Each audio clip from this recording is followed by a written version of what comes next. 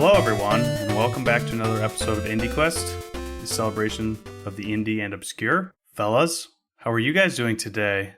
I'm doing good. Just got back from the mall, walking around with the boy. Now I'm sipping some chamomile tea. Excited to talk about a certain video game. It's going to be good.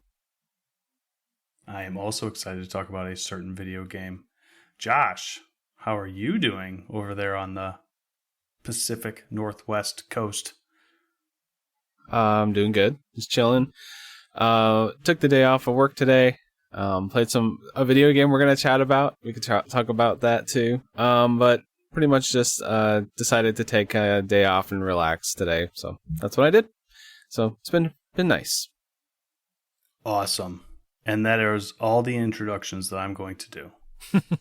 Just kidding. We have a guest for this episode. So today, before I even introduce the guest, everybody probably read the title of this episode. We are going to be talking about Sea of Stars. And I think it's going to become somewhat customary when we do a review of an RPG, especially an RPG that has been built up as much as something like this in the indie sphere. We have to have our buddy, the one and only Burgerchamp, on to talk about it because he's the RPG guy. So Burger, how are you doing? I'm great. Glad to be here. I'm very excited to talk about this game with you. There's nobody else that deserves to talk about an RPG more than you do with us, and you always have great insight. The last time you came on and you talked about Chained Echoes, it was amazing. So I cannot wait to get into the meat and potatoes of Sea of Stars. Anybody want to kick us off and get us into what Sea of Stars is, or at least a high-level overview of Sea of Stars? I could try. So, Sea of Stars is a 2023 indie video game released by Sabotage Studios. Is it Sabotage Studios, or is it just Sabotage? Listen, all y'all, it's Sabotage. Sabotage. Every time that I saw Sabotage, the Beastie Boys came in my head. So. Yeah, exactly. That's fair. Developers of The Messenger, which is where folks may know them, and it is very much in the same vein as The Messenger. It is a throwback. It is a love letter. It's a modernization of a genre that they loved in the past. So their whole studio's philosophy is to create games that feel the way you remember old games playing, even if that's not necessarily how they actually played. And in the case of Sea of Stars, that is a throwback to old console turn-based RPGs. Right out of the gate, it's impossible to ignore that there is an extraordinarily thick influence of Chrono Trigger on this game. But as we dig into it too, I think there's also influences from other popular RPGs of that genre. Stuff like the Mario and Luigi games / Mario RPG, Golden Sun, and a few others too. So, yeah, it was fine. It was a fine game. We usually like to mention at the top when we talk about this stuff, or at least I do when I talk about games that I'm bringing, the cost to entry. This game, for most people, maybe not necessarily most people, but if you're going to buy it on Steam or you don't have a special service, it's $35. A pretty pricey boy in the indie space, at least. But, and I think maybe at least Steve, if not Josh, you guys might have both played it on a service. Anybody want to talk about the services that it is free on and released free on? Yeah, it's on PlayStation Plus. If you have I think it's the extra tier, which they have their triple tier system now. It's on there. That's where I played it, on PlayStation 5. It's also on Game Pass, which I think it's on both PC Game Pass and is it on PC Game Pass? I think that would make it different. I think it is. Yeah, so it would be on PC and Xbox Game Pass. So you have, basically, if you have any of those services, the option to play this game. Also, is it not that it really matters, but is this the first time that's ever happened where there's been I believe a so. simultaneous day in first PS Plus at least which is what I'm more familiar with, I guess. Doesn't get that many day one releases as is. There's only been a handful, and this is the first I know that is a day one release on both sides of the fence. Yeah, I think usually it's you pick one. You know, I think this one's just so big that they both were like, "Hey, let's they probably didn't sign the exclusivity deal or whatever for the services or something. I like how you said you pick one, but it, really it's Sony or Microsoft picks one by writing the bigger check. Right. Pretty much, yeah. Yeah, so I mean, I don't know how much of the statistics that you guys were kind of tracking. I think some people were throwing it in the Discord here and there. But I saw that not long after the game released, it had already sold 250,000. And I wondered, does that include the services, like any download on those services, or is that like specifically purchased games? Because if it's purchased, that's got to be much higher than that, I would imagine. And regardless, I mean, I think it's safe to say that this has been a very successful game for 2023, even in just the indie space. Yeah, it's definitely one of maybe the tentpole indie. Now I'm trying to think what other ones have come out this year, but like this kind of feels like the Hades of its year. The like large scale, high budget, highly publicized big indie. Yeah. The only other one I can think of right now is Cocoon, which is because it's from like ex Limbo devs and stuff. But I don't even think that really has as big of a splash as this does. Still, yeah, and this the draw distance on the build up to this is very long. I mean, this was announced like 3 or 4 years ago. So I mean, this has had some long legs on it, waiting for this to come out. I've been anticipating this for a number of years, as opposed to just like 6 months or whatever. Yeah, I think for me personally, there's only one other more anticipated indie game, and that's Silksong. I have been extremely excited for Sea of Stars. So happy that it finally came out and that we can all talk about it. It's super exciting. But let's talk about some gameplay. Everybody want to get into some gameplay? I kind of just wrote just words all over my paper, everything I could think of that I enjoyed or experienced in the gameplay. So Steve kind of mentioned it already, roundabout what it is and kind of where it takes its inspirations from. But I would say mostly Chrono Trigger is probably the best way to put it in terms of some of the art style and things we'll get to later, in the combat in certain ways. But it also takes things from Super Mario RPG, the Legend of Zelda series with a lot of the exploration in the dungeons or whatever you want to call them themselves, and block pushing.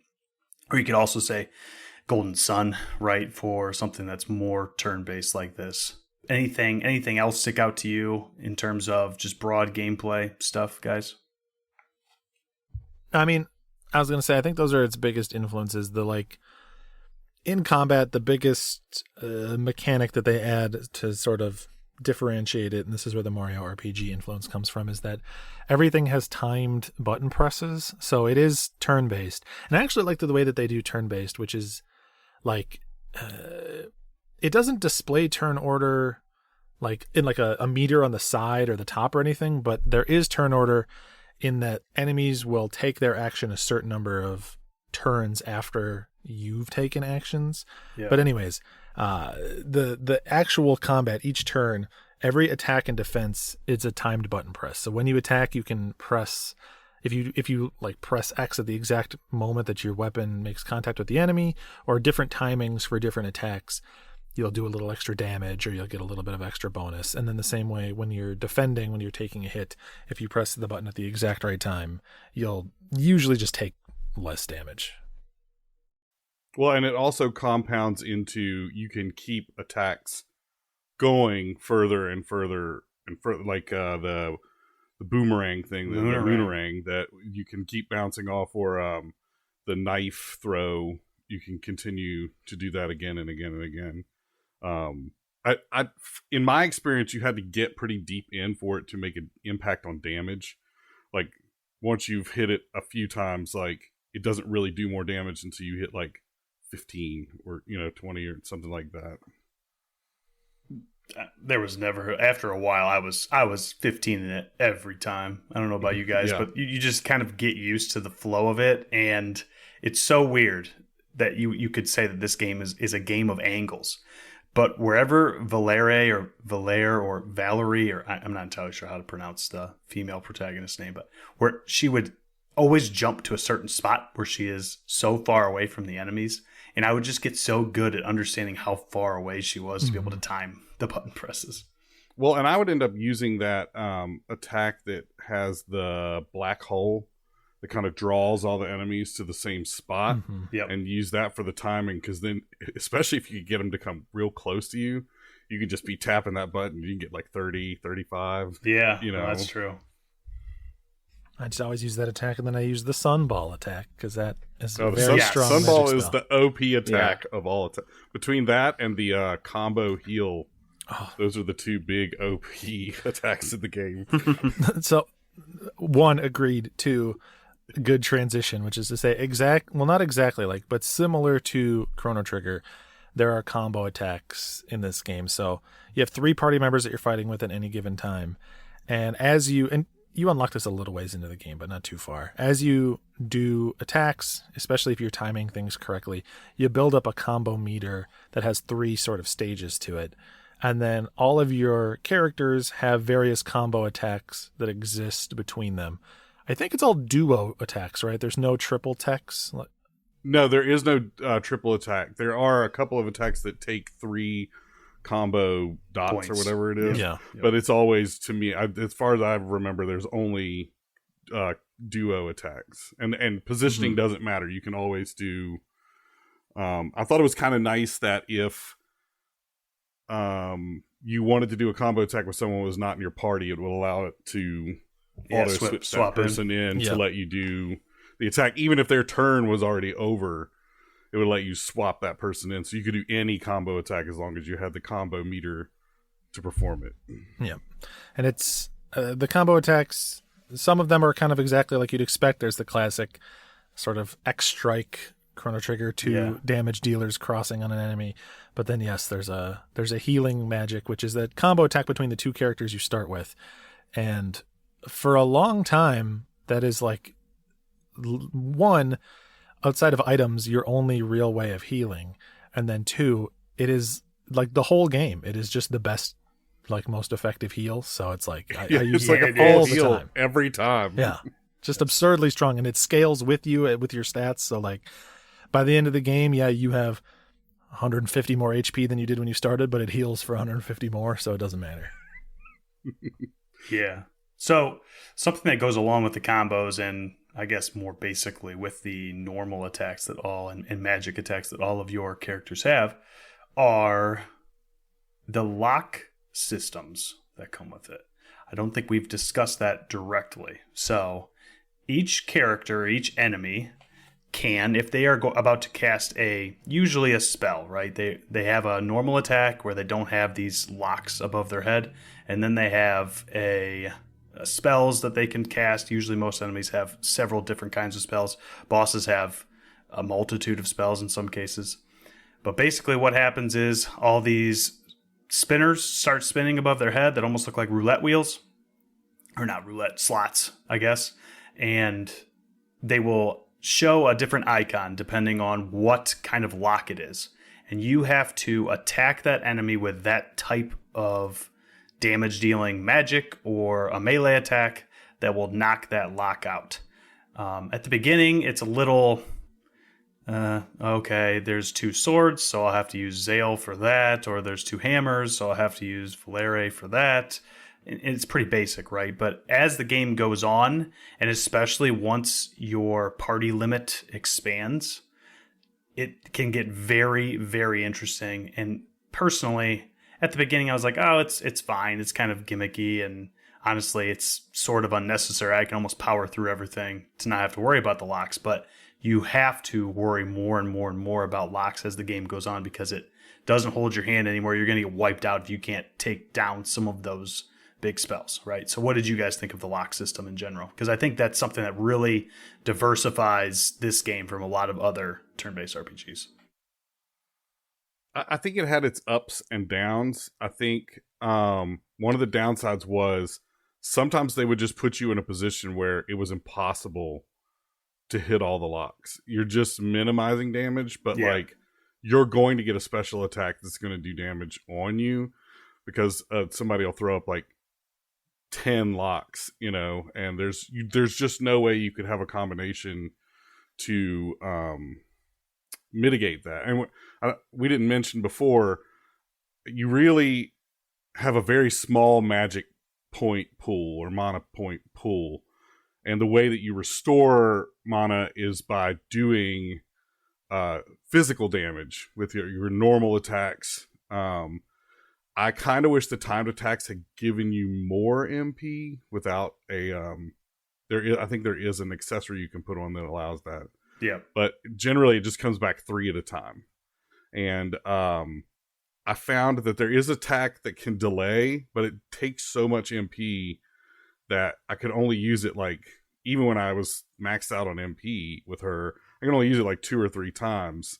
And if you have a boss fight that takes 20 minutes, it's really hard to balance it. But it also does add some strategy, especially late game, to the combat. In having to, it causes you to swap your party members in and out a little more. It causes you to focus more on the timed hits because you get 2 physical hits versus 1 physical hit. And then once AP magic comes into it, you can use those physical hits to do magic damage as well. Yeah. I mean, I found, you said Burger. Oh, I didn't like, and I almost feel like naming characters is a little bit spoilery because you don't get some of these characters. So we'll talk about it, a lot of this stuff more in the spoiler section, but there is a specific character like Burger mentioned that allows you to delay attacks. And once I learned that, I'll be honest, that character was the GOAT of my run. No doubt. Greatest. I love that character. I use that constantly to push that timer back above almost always bosses, right? The bosses are the ones that come in. It's like, there's no way, like Burger was mentioning, there's 10 locks on this boss.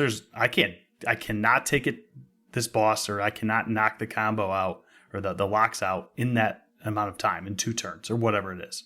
So I would often use that character.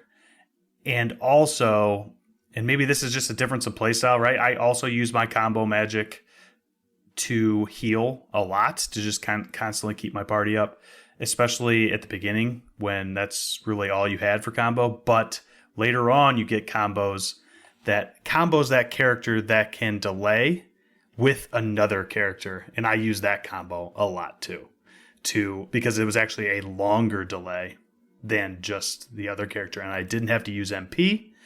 And then we haven't even talked about this yet. And it's a little minor spoilery, but I'm going to say it. And I think most people will probably expect it anyway. There's also ultimate attacks. When you get your ultimate meter to full, and there is a character within your party that can do a screen-wide ultimate attack that also delays. And I use that all the time too. So there's an ultimate attack that does a ton of damage and also fully heals your party, and I use that one a lot too. Yep. Yes, and I think that's the same one, because that's the one that was like a screen drops, really trying not to spoil, but drops things from the sky. Yes. And it gets a little sharky. Yeah.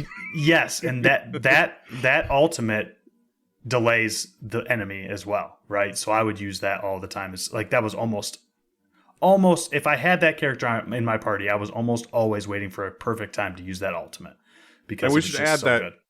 Even if you can't mitigate the locks, the more locks that you open, the less and less damage the attack will do. So even if you don't get all the locks done, you can cut the damage down to something like 60%, right, 40% or something like that. Yeah, or sometimes the attack, this isn't super common, but there's a couple spots in the game where it's true. The attack will summon ads alongside the boss, and the more you reduce it, the fewer ads will spawn alongside the boss, which is a huge help to even just get halfway to that lock. Yeah, I actually was having a little problem and struggling to learn that system a little bit. I'm very bad at this type of game. I feel like I'm managing pretty well, and I'm going to be honest, I didn't beat this game, which I did tell you guys off the cam, but, I I tried. I put 30 hours into this game, and I thought that would be about how much it would be to beat it. But I feel like I'm just right there at the tail end. I'm enjoying it quite a bit. It just took me a while to get used to that lock system. I didn't quite understand what I needed to do, and then I slowly just kept failing until I understood, if that makes sense. So I will give them credit. Like Burger mentioned, there are occasionally locks where, like, mathematically there's not enough turns to do all the moves. It's probably usually possible with that delay, with some combination of those delays to get it done. But the game is very intentionally designed, and that's true. This is true in a lot of different areas, but for this lock system, it's definitely true. They don't introduce locks before, like, types of damage before you would have a way to deliver that.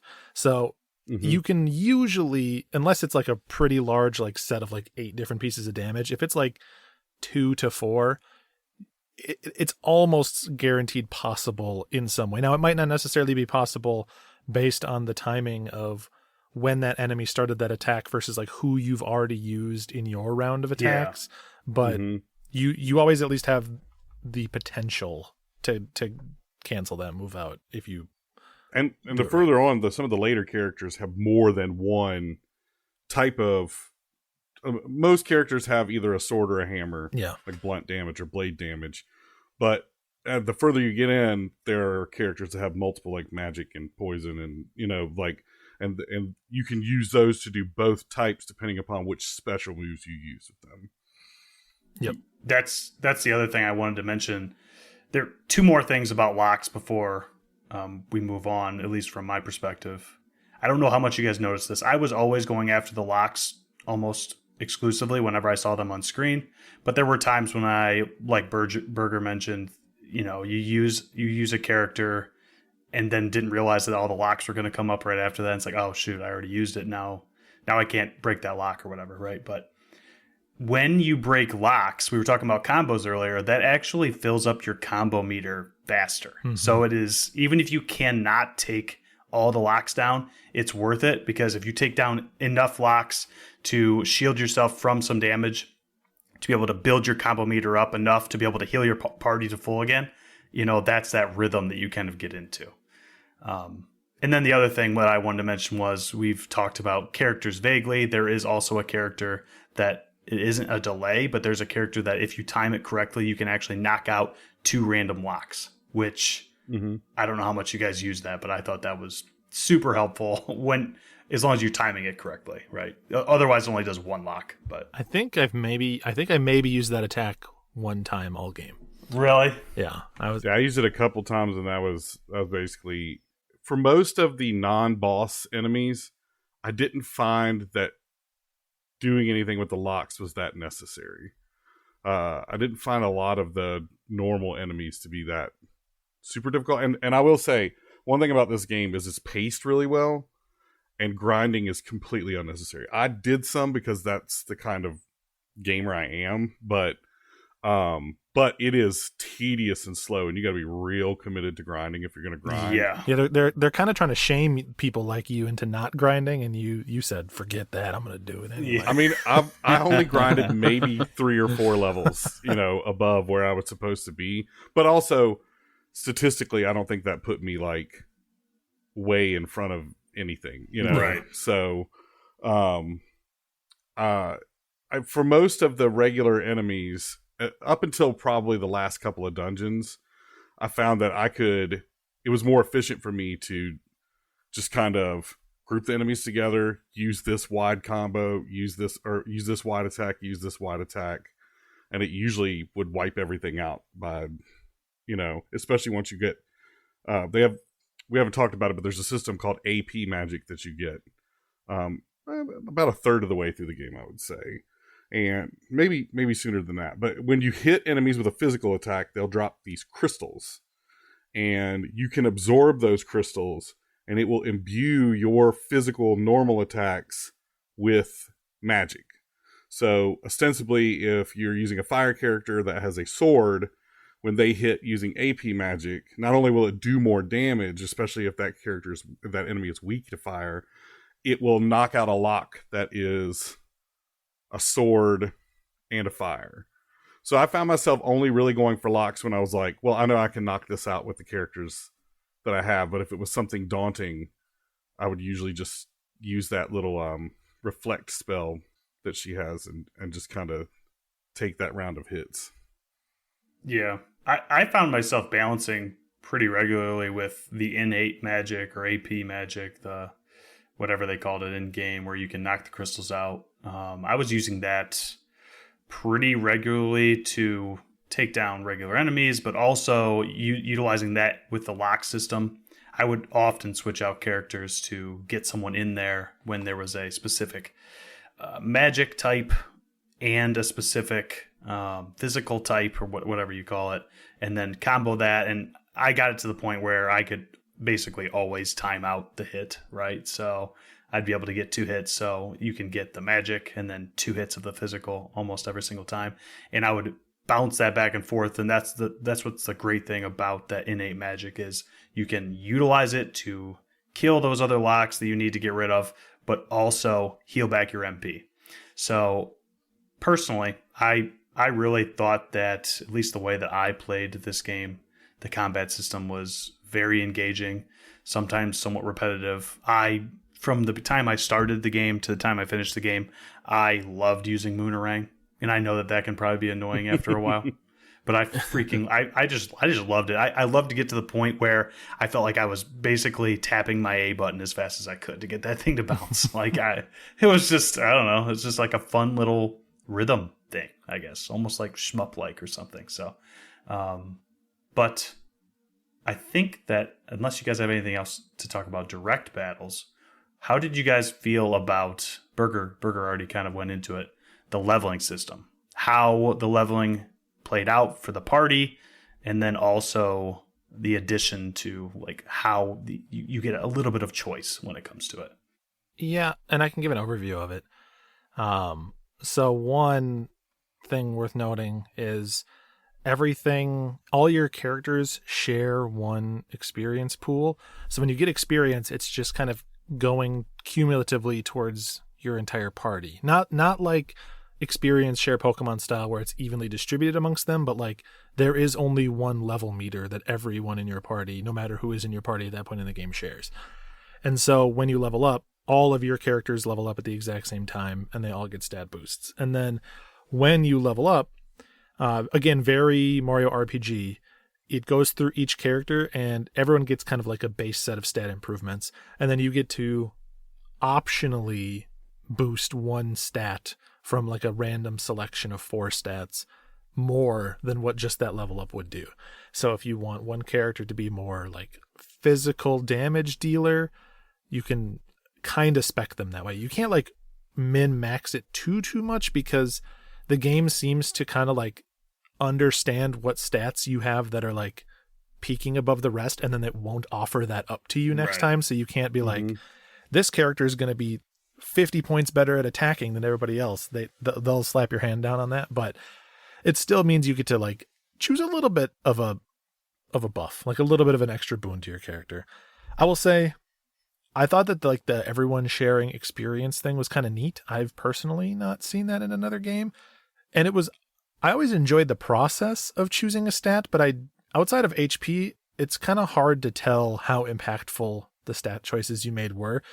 As a game overall, the power curve is like not wild. Like the damage that you're doing at the end of the game is not like exponentially higher than the damage at the beginning of the game. Like it's a lot more. You go back to the first area and fight old enemies, you'll one-shot them and they'll deal 2 damage to you, which is like nothing. But it's not a game that starts in the teens and ends in the thousands. Like it's pretty reasonable. So again, I liked the Skinner box of like, ooh, I choose a stat and it has a nice fancy little animation and the little character jumps away. But I couldn't actually tell you how meaningful it was other than, again, HP and MP, which are like the 2 that you really feel. Yeah, if MP came up, I picked it every single time. Yeah, me too. Every single time. And I think I capped out on it because for the last probably 7 or 8 levels I went up, MP was not an option. Yeah. You know, they took that away from me completely. Yeah. No, I think it does, like you said, it balances really well, but all of the stat building is so granular that the strategy mitigates power, or like I almost never put any stat boost into defense unless there was nothing else left, and I wasn't getting like one-shotted or anything like that. Oh, and we should say there's no defensive verb in this.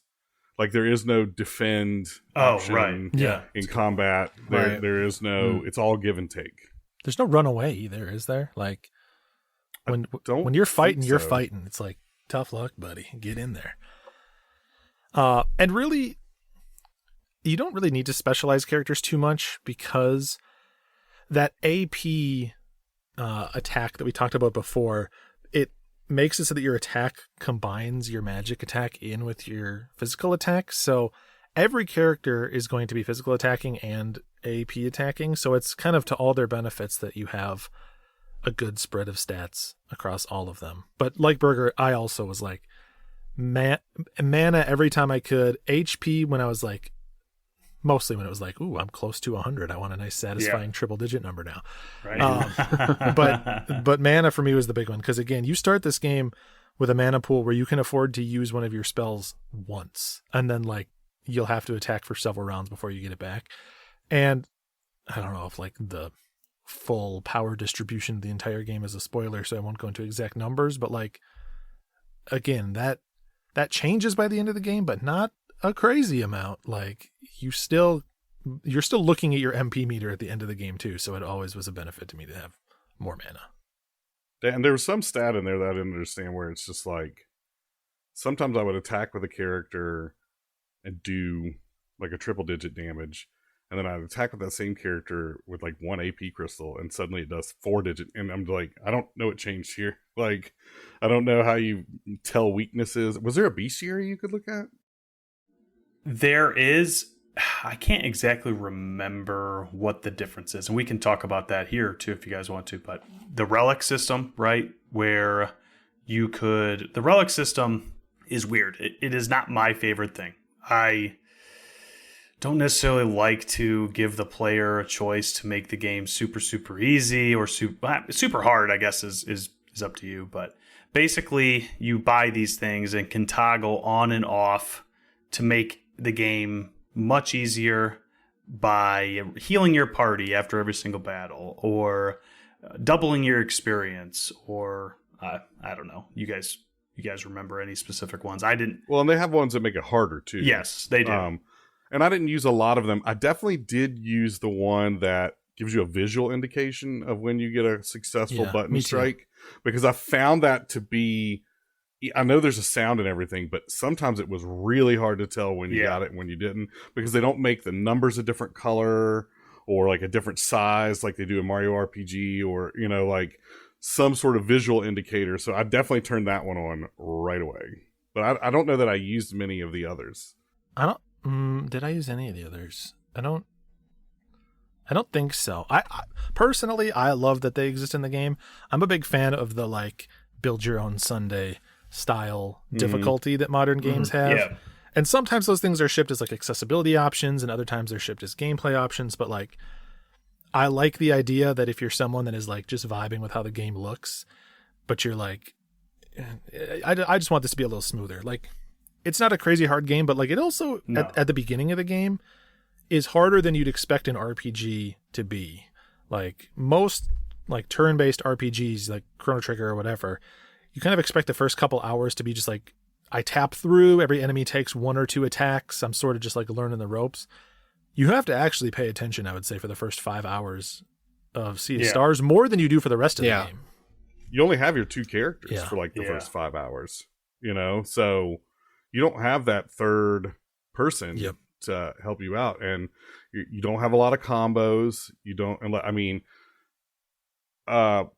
combos are not really earned by leveling. You find them throughout the world. So if you missed that healing combo, that's the worst. But yeah, no kidding. That would be terrible. Yeah, and some of them you automatically get. That maybe have been one of them, but most of them, or all of them, you find in chests somewhere around the world. And I kind of like that. I kind of like that. You're rewarded for going out of your way to kind of find everything. Yeah. Yeah, I like the idea of an in-game, in-world, in-universe difficulty option. That's just cool. I think that's just a nice little fun touch. I didn't really use the relics much, but I had thought about it at the beginning because, it would make it easier. But I think that if you're going to go into this game and this isn't your style of game, you need to give it like 4 or 5 hours. I know that's like the worst thing to say about a game, but give it 4 or 5 hours. And if you're still not liking it after you get more party members, I think maybe it's not the game for you, or maybe turn on a relic to make the game easier. You know? And we're hopping around a little bit here, but I will say it has a slow intro. Like, I would say the first hour of this game is the slowest, and like this game is very good, but like it's also the worst for the worst single hour of the game is probably the first one. It's got this very weird pacing. Yeah. Chained Echoes had the same problem at the beginning. It puts it kind of its worst, most basic foot forward, and then you have to kind of get through this sort of backstory fill in. But once you do, the pace picks up and it moves as fast as you want it to move. You could easily play this game by just going story point to story point and blow through it, and I think you would be fine with most of the combat through the game. Yeah. I guess the last thing I'll say about the relics and the difficulty options is, and I imagine you guys will agree, at least on this point, I think it's satisfying to fight at least the bosses and have to have the lock system in mind. It makes you feel like a smart boy, right? Mm-hmm. And if you didn't have to do that and you could just power through it, you might get to the end of the game and have a completely different outlook of how this game was compared to how I did, or someone who played the game on more of what the developers originally had in mind for it, the original intent of the game, right? Oh, break locks. Oh, I feel good about breaking that lock. I just took the boss's turn away from it. Like, that is awesome. Versus attack, boss is dead. Like, that's not as fun in my opinion, right? So, but I think we can probably move on from the battles now and go into what is more of a minor part of the gameplay, but still a very fun part. And I think a part that I remember you, Burger, mentioning that you enjoyed a lot, at least at the beginning of the game, and that is the more dungeon exploration, puzzle solving. So, Burger, why don't you tell us about the puzzle solving outside of the battles? So, like Steve said earlier, it takes a lot of hints from Golden Sun. Golden Sun has some pretty puzzle-heavy dungeons, and part of the conceit in Golden Sun is that you have these psychic powers that you can use on the map when you're not in combat to manipulate things in the environment. And this game also does that. It adds different abilities that you can use, from like a Sokoban kind of push that you can do with certain blocks and things, to being able to manipulate light and dark and things like that. And it does use those puzzles as, and none of these puzzles are like, you're not going to be beating your brain, on against the wall for any puzzle that's needed for progress. There are some tricky puzzles when you start looking into, like, I see that chest, but how do I get to, that kind of thing. And sometimes it is a thing where you don't have the ability to do that yet. They do mitigate a lot of backtracking, though. And I will say that until you get all of your traversal options, backtracking is effort, like a lot of effort, because there are some areas that you can't access without going back through entire dungeons. So, and it's not, they do a good job of making paths that you can mitigate most combat and just do kind of a search kind of thing. But the puzzles are really neat because secrets are hidden behind them. Progress moving forward uses them a lot. And the ways that you manipulate the environment are used in multiple ways. Like the same thing you use to push a block is the same thing you use to steer a raft. And so they find ways to use those in multiple ways. And it's really cool to go through a dungeon, and it's not just enemies that you're fighting, it's puzzles that you're figuring out. you know, things that you're moving around to create platforms or melt ice or whatever it is to unlock. And then they have a lot of, well, there's not a lot of collectibles. The real collectible is just the rainbow shells, the rainbow conch shells, but they're hidden in some really tricky, crafty places.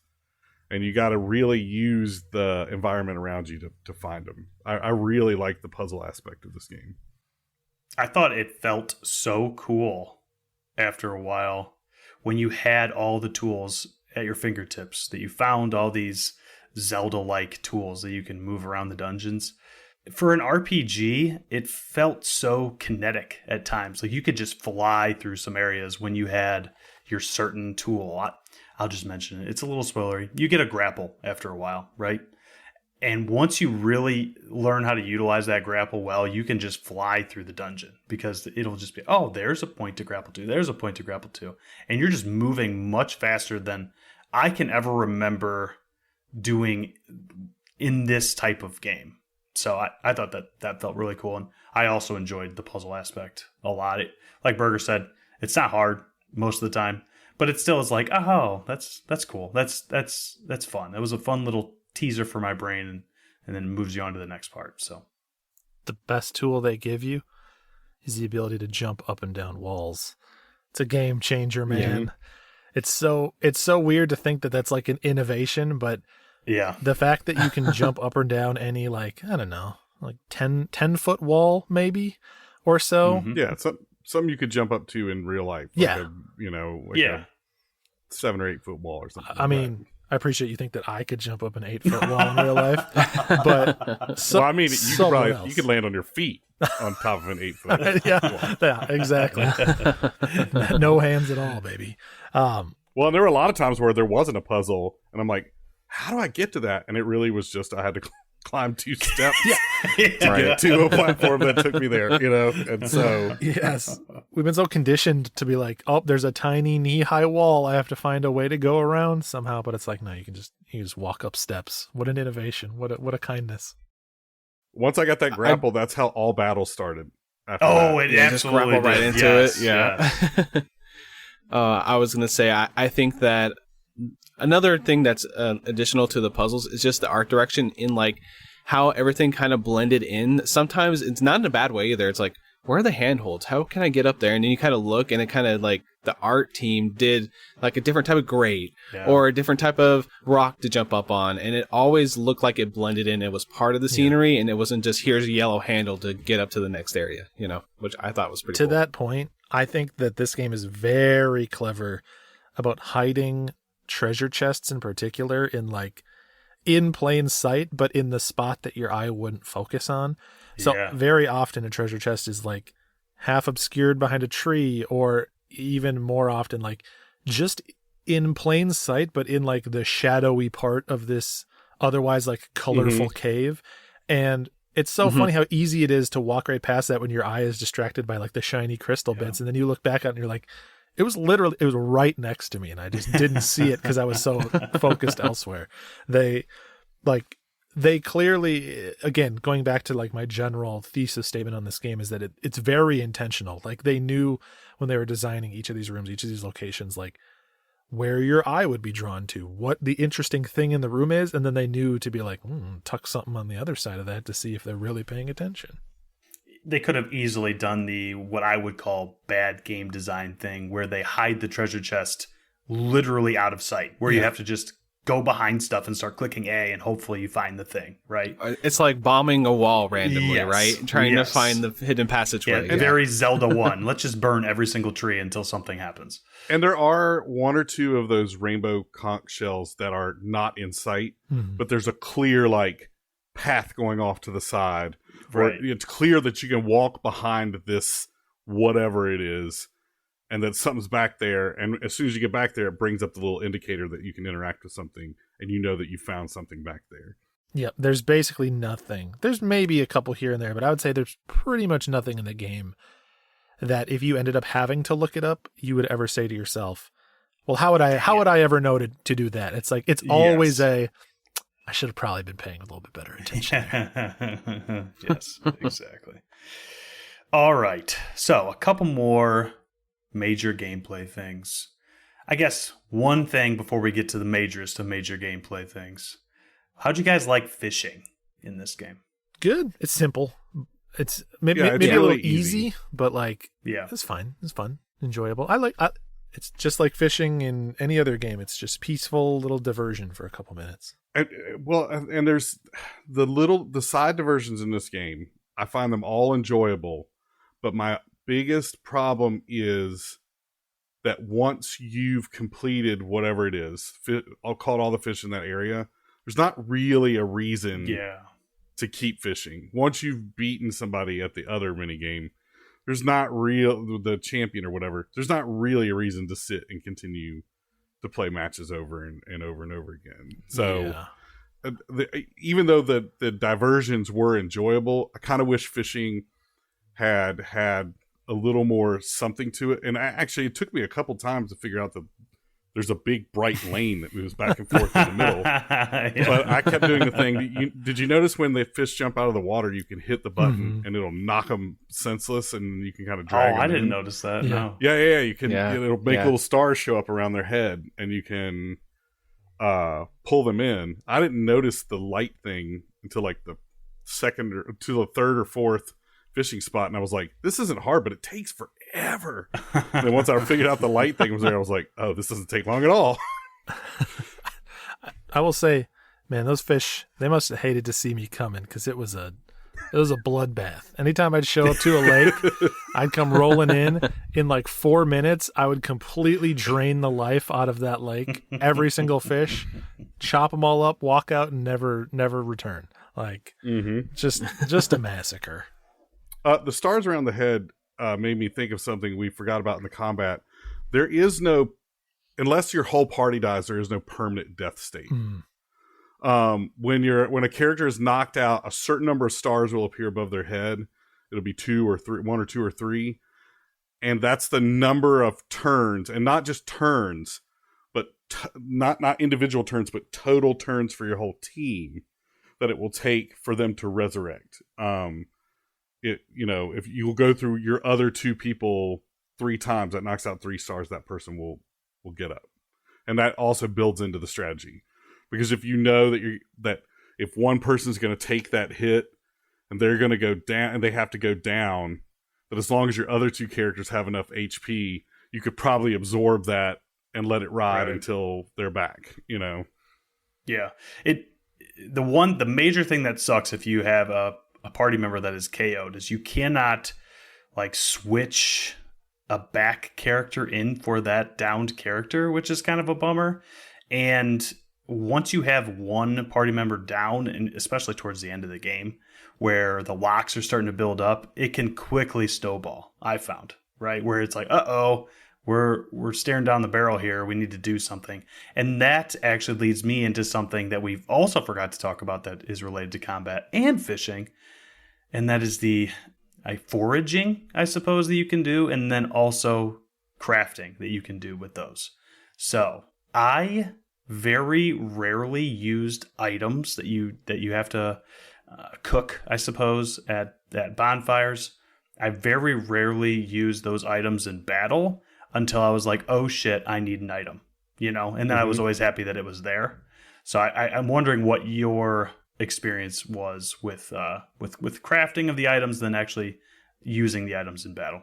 This is where I admit that I'm a naughty, bad completionist gamer, because I saw right out the gate that there's a trophy for cooking every meal in the game, and that immediately instilled the fear in me that there would be some late game meal that needs some absurd ingredients, and I was like, well, I'm just going to hoard all my ingredients, I'm going to cook one of everything.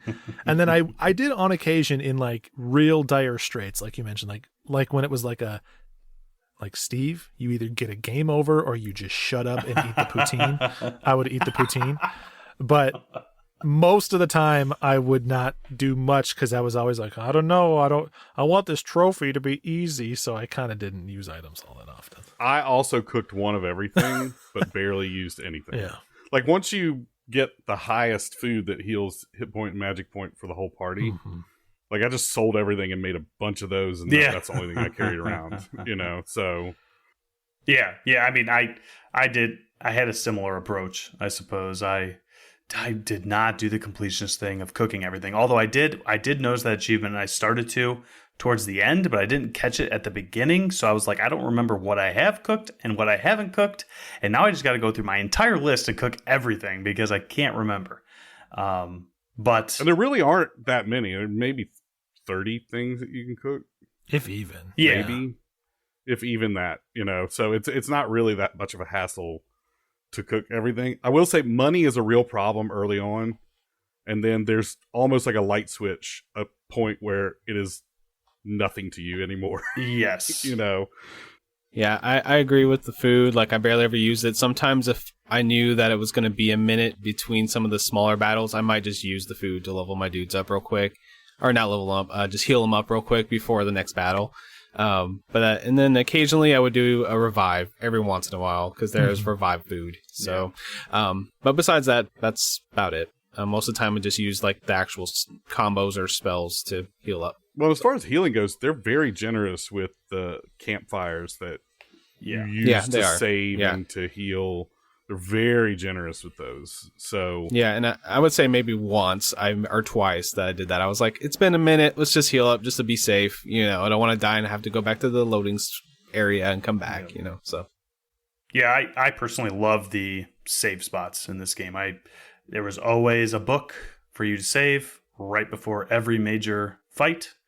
So you never had to worry. And it harkens back to times when we would have to go through a game like this on the Super Nintendo or even NES and have to go through an entire dungeon with no save spot and then get to that final boss and die and then do the entire thing again. And it's just such dumb artificial padding. When you realize there's a game like this where it's like, oh, it puts it right in front, and I had a really fun time with the boss. Why did we ever do it the other way before? It was Final Fantasy IV was real bad for that. Yes. Real bad for that. Yeah, Final Fantasy III, like the real Final Fantasy III, is terrible for that with the crystal tower that last thing. boss is aggressively mean. Yeah. Like just mean design. Yes. So, but the last and maybe best part of the gameplay, which has nothing to do with battling, it has nothing to do with puzzle solving, it has everything to do with amazing fun, though. And that is wheels. What'd you guys think of wheels? Bro, rules. You know what I think of wheels. So, wheels is like, if you think of your mid-90s RPGs all having like a card game or some like optional side thing that you play throughout the game, that's what wheels is in this. But it's not a card game. It's a very weird thing to describe. It's like it is. You sit at like it's a steampunk game. Yeah, it's like steampunk Warhammer tower defense. Like that's pretty good. Yeah, you both characters get to place down 2 figurines, and different figurines have different like attack values. And then there's this roulette that spins, and there's 5 like sections on the roulette, and you spin it 3 times, and after each spin you can lock certain icons that have appeared in, and you're trying to build the best set of these 5 icons. Kind of, imagine like 2 rounds of poker, of like giving up cards and getting new cards in. And then those icons feed into a couple of different things, but primarily they feed into mana that when enough is built up for each of those 2 figurines, each figure has its own type of mana. They will do an attack. And so it's a matter of like, well, theoretically, it's a matter of balancing attack and defense, like building up your mana, but also building up enough of a defense so that when your enemy builds up mana, they can't just like roll through and destroy your main character. Now, or your main base. Now in reality, buddy, it's just Zergrush City. You just pound down their wall without ever letting up, and then it doesn't matter. But it's fun every time. Yeah. You start with a mage and a knight, and I use that for pretty much every single battle for the whole thing. I used mage and knight until I got I don't even know its name, like the builder, like the construction engineer. The engineer, yeah. Because he's he is free defense if you want a little bit of defense. You can, once you have him, you can never think about the hammer icons that you would ever spin again, because he'll naturally build wall for you. And he'll take down wall, not as effectively as the knight, but like enough for you to lob some fireballs over it. And so between those two, I felt like I was just unbeatable. I was unstoppable. No one could get me. I feel like I loved wheels, and I wish there were more of it in the game. Yep. But the two things, there's no finesse. There's no way to finesse anything in wheels. And the other thing is RNG can definitely screw you. Like, you can be dominating, and then all of a sudden the other team just gets somehow 11 diamonds to attack the same character twice, and that character levels up once, and then bombs do the bomb damage to you, and then they do all of your damage in one turn, and you lose by 1 point. Also, you lose ties. Oh, really? I don't know if I ever tied to find that out. I think I tied once, but it's like you only get the reward for beating your opponent, so a tie is functionally a loss. Oh, yeah, I guess that makes sense. They'll have a different line of dialogue. They'll be like, "Oh, we tied," and I'm like, "I know what that means." But if they said we go again for $7 tomorrow, they're releasing multiplayer online wheels, I would just buy it. Yeah, sign me up, man. Let's go. No questions asked. Yeah, because then it would actually create a meta, right? And we kind of talked about this before, and you mentioned it, Burger, but before we started talking on here, but the assassin seemed like the most OP character or piece that you can get, because every time you were up against an assassin, it just seemed like you were just dead in no time, because the assassin can attack through walls. And I think it's probably because we're trained the entire time to build up our wall to defend our base, right? We need to build up the wall to defend, build up the wall to defend. And then all of a sudden there's an assassin there, and it's like, F your wall. I don't care about your wall. I'm going to destroy you regardless of it.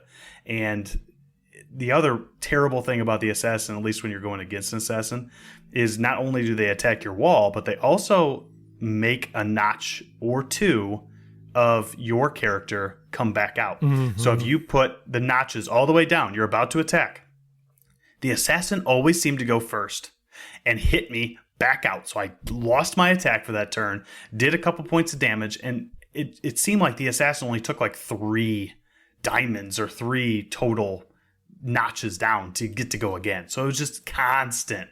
So then once I learned that the assassin isn't overly powerful, and I'd just be like, well, screw you then. As soon as I saw an assassin, I would just go full power. I don't care about my wall, because that's all you're going to do is attack my base anyway, and I'm just going to throw fireballs at you constantly until you're dead. And then hopefully I win and you don't. So, but if there was a PvP, or maybe even more of an extensive PvE where you could go against more players than you get to throughout the game, and you actually get rewarded for it, then maybe there would be more strategy to it. But regardless, if it got fleshed out, like you said, Burger, I would be all over a more fleshed out version of this game. I had so much fun with it. It was certainly my favorite side quest to be able to actually go and beat the quote-unquote champion without spoiling anything, and take it all down. So what everybody's saying is just release like an iOS, iPad version of this game with multiplayer, and with like maybe more characters that you can collect and things like that. Why not? Microtransactions and that's usually how it goes, right? If I hit a new town, I don't care what the shop's selling. I don't need to go to the inn and heal. I'm searching out wheels. I'm going to the tavern, and I'm going to play the champion immediately. There was times where there was a wheels board. I was like, the wheels here. I'll play around. Why not? So it's good times. Yeah, often, as I do in real life, I get into a new town, head straight to the bar, play some wheels. But I think that unless you guys have anything else to talk about gameplay, I know that was a very long section. Anything else to mention about gameplay before we go on to talking more about the presentation of this game? I just think there was just a lot to talk about, because there's so many different systems in this game also hard, that work together. Because they all weave together very well. They do. There's very minor town building too. It's you're not actively building a town, but you can you have a settlement that you can expand upon after a certain point in the game. Which was throwing me off because, like, Yeah. for folks that watch him, like Gerard the Completionist is just Yes, he's just there. I He's just know. in the game. Yeah. And cartoon Gerard is so obviously Gerard. Isn't that Yeah. crazy? Yeah. Gerard is such a cartoon, clearly, because it's like, oh, I don't have to guess at who that person is. I did not know he was going to be in the game, and there he was. I thought that was awesome. Yeah. All right. So, this game is absolutely gorgeous. Just, It's absurd. you know, I think some of what we've already talked about with the gameplay, that there's been some mixed opinions. I think mostly positive on how the game plays, but no one argues how this game looks. It's incredible. It just is. There's like, it is the one of the best looking, if not the best looking, like pixel art style presentations that I've ever seen. They have a dynamic lighting system off of both sources of light and your characters that plays off of everything, that gives it like a feel that is not just 16-bit RPG. And all of the levels are like very handcrafted. Like there's not spots in this game where you're like, oh, I can see where that tile repeated, or where they like reused that asset for the fourth time. It's like each individual screen could be the centerpiece of another game in a lot of instances. It must have taken so long, just an absurd amount of time to make. Well, and all the Seriously. areas, the towns, the biomes are all very distinct. Yes. Yes. You know, and sure, you're going to get things like an ice world and a lava world and a, you know, whatever, but they're very distinct. The areas have so much, for lack of a better word, movement. Like there's so many things that are leaves blowing in the wind, or, you know, just things moving, insects, plants, the way water flows, things like that are all constantly in motion, not in a distracting way, in a way that really makes it feel lived in. And Yes. they're when you first get to go out to the world map, and you'll see it very early in the game, but I won't spoil what it is. So there's just a thing on the island that's just a sight to behold. Yes. You know, like just on the world map, that's just a sight to behold. Yeah. Honestly, I just now drew this comparison in my head, and I'm sure Steve will love this one. I think a lot of people think of sprite-based games as fairly basic and lacking some depth and things like that. But to me, a lot of the traversal that you do in this game, it almost reminds me of a sprite version of something like Tunic.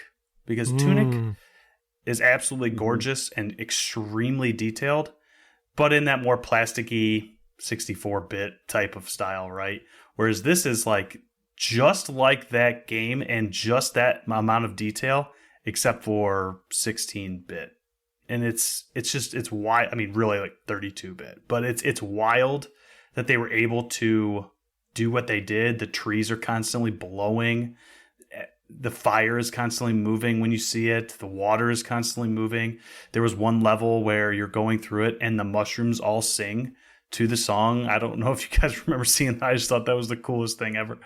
I mean, there are two major things that sell this game. One of them is the visuals, and I'll certainly never, or I won't be forgetting anytime soon, how this game made me feel, especially upon first getting into it. It just takes your breath away. Well, and talking about the little details, I don't know if you guys noticed it, because I don't know if you just kind of resumed your game when you would come back and play. Oh, But as characters are added to your party, they're added to the start screen. Yes. And the campfire around the start screen. So as your party grows, your party shows up on that start screen and is around the campfire with you. And they're not always in the same positions, which I think is really cool. Mm-hmm. And I don't know if you guys noticed this, but the background on that screen changes at certain points in the game. It's mildly spoilery, but I'm not going to tell you why, but it does, and it's very cool.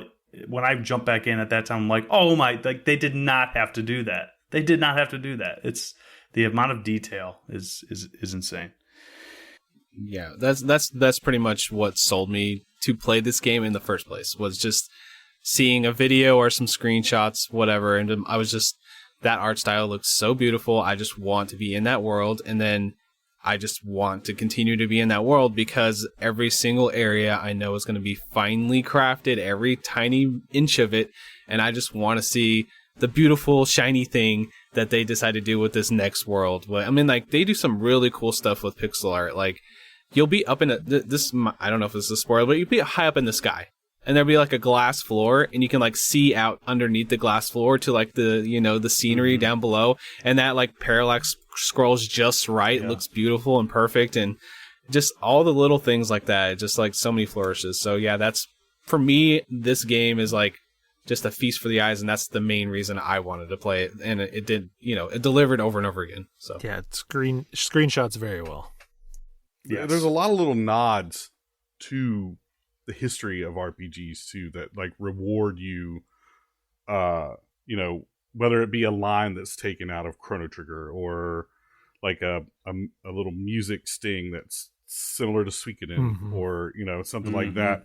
And I really, really enjoyed, like, even down to, if you ever played like Secret of Mana or Chrono Trigger, and they have your party follow you, and there's that kind of like little jank where somebody will fall behind and then suddenly catch back up. They even kind of put that in there, like let somebody get stuck on some geometry and then they got to run to catch back up. But every sprite has their own unique run animation, their set of run animations, and every sprite has their own kind of movement when they're climbing or jumping down or whatever. And I thought that they did a good job with like the avatar, what would you call them? Their portrait, they're like little pictures or portraits. Yeah. They had a lot of expression and changed as the characters changed. One thing that I felt, they're beautiful, but they kind of felt disjointed to me, where they're like, when you would hit like a cutscene, it's like 2 seconds long. Yeah. Like you hit an area and there's a cutscene, you're like, oh, this is gonna be cool, and then it's over. It's so fast every time. It's like, oh. Yeah, it's so weird, and it just kind of, they are beautifully animated, and it's weird because I feel like different animators did different cutscenes, right? Because stylistically they looked different, but it was just weird. You'd come into a town, you'd be like, oh, they're going to show me a whole thing of the town, and they show one guy, and then it just cuts away. It really felt like, if anybody out there has ever played the PlayStation 1 version of Chrono Trigger, where they with those cutscenes, where they added in cutscenes, but like the game was not designed for cutscenes, so they would have to find like theoretically what the most opportune moment to splice it in was, and it would be kind of weird because it would play the cutscene and then you'd see in pixel art the same thing happen a second time because there was never supposed to be a cutscene there. It had that exact same energy, to the point where I'm like, was this intentional? The like jarring abruptness of some of them, I was like. And there were a couple of times where you saw a cutscene and it was badass. Yes. It was longer than a couple seconds and it was badass. But it was just weird to me. Every time I'd come into a town and I get this cutscene and it's literally less than 5 seconds long. I'm like, what was that for? If we're talking about jarring things, this is a nothing. This is not a knock on the game. Please do not accept this as real criticism. But the loading screens in between areas, which are pretty short, have like little white silhouettes of the characters that are with you at the time, which is a nice touch. But at least on the PlayStation version, it maybe because it's like, I don't know, the SSD or whatever, it's loading so fast, the characters would play an animation that would like cycle, like their legs would cycle back and forth every frame. So it would just be like them running just impossibly fast, just seizing, and then it would be done. I did that with Xbox too. It was full Hanna-Barbera running, like. I actually, that's so funny. I did not, it did not do that in the PC version. So it was so weird. I was like, oh, all right, cool guys. That's funny. But all right. So graphics, gorgeous. Second part of presentation is usually some story basics, and I think we have to do at least a little bit. All I wrote down was you play as Zale and Valere. They're Solstice warriors. and you're tasked with defeating the Fleshmancer's creations. Because I think you learned that very early on, and that's kind of what the goal of every Solstice warrior twins have ever been. You meet your teacher kind of at the beginning and a couple other Solstice warriors and kind of find out how or why you do the things you do, and then move on from there into what I think is more spoiler heavy. What else do you guys think that we can mention here? Well, it's that classic RPG. You're the heroes that are chosen, and all the Solstice warriors are chosen, not just you, but like Solstice warriors are chosen by the Great Bird or whatever, and they're born on the solstices, either the winter solstice or the summer solstice. And it's that classic RPG, like, you need to make this trek to get to this place, and then we're going to have a big face-off against the baddie. And that's kind of the gist. Like, that's the driving force of the story, and then things go a little sideways, and you have to divert your plan, just like any good JRPG. And then you make friends as you find a way to still get your job done, you know. I will say that just this and kind of included with the story is just every character. I love every single character in this game. Like, I feel like they did such a good job with the writing and dialogue and making them come to life. So I'll give them a big pat on the back for that. Like, I was very invested in the story playing this. And the people in town can tend to get a little generic, like reused sprites or whatever, which is fine. But the people that stand out in town really have personalities, really are characters. The bosses really have character as far as, you know, who they are. And the enemy designs are fantastic in this game. There isn't a ton of variety of enemies, I would say. Like, they do reuse a lot of enemy types, but especially the bosses have really cool designs. Really cool designs. Yeah, pretty much all of them were fun to behold. If I were to, and I'm interested in your opinions on this, I don't think this is spoiler heavy. If I were to give one knock to a story beat or character beat, I know it's probably designed this way. I thought that the two main protagonists were a little, almost could have been silent at times. They were kind of there just purely to push certain story parts forward. They're pretty interchangeable. It's really just kind of like Huey, Dewey, and Louie from the original DuckTales. They're just really one character. Yeah. But you have these two characters, you're going to use them. And it even gives you the choice of using him or her at the beginning. But it tells you, it doesn't change literally anything. It's just who you're controlling when you're walking around the map. Yeah. Right. And who takes the dialogue, who takes charge of the dialogue when you're in cutscene. That's really the only thing that changes. And I do think that they are that kind of, they're not quite as bland as, and look, I love Chrono Trigger, but Chrono's kind of a non-character, you know.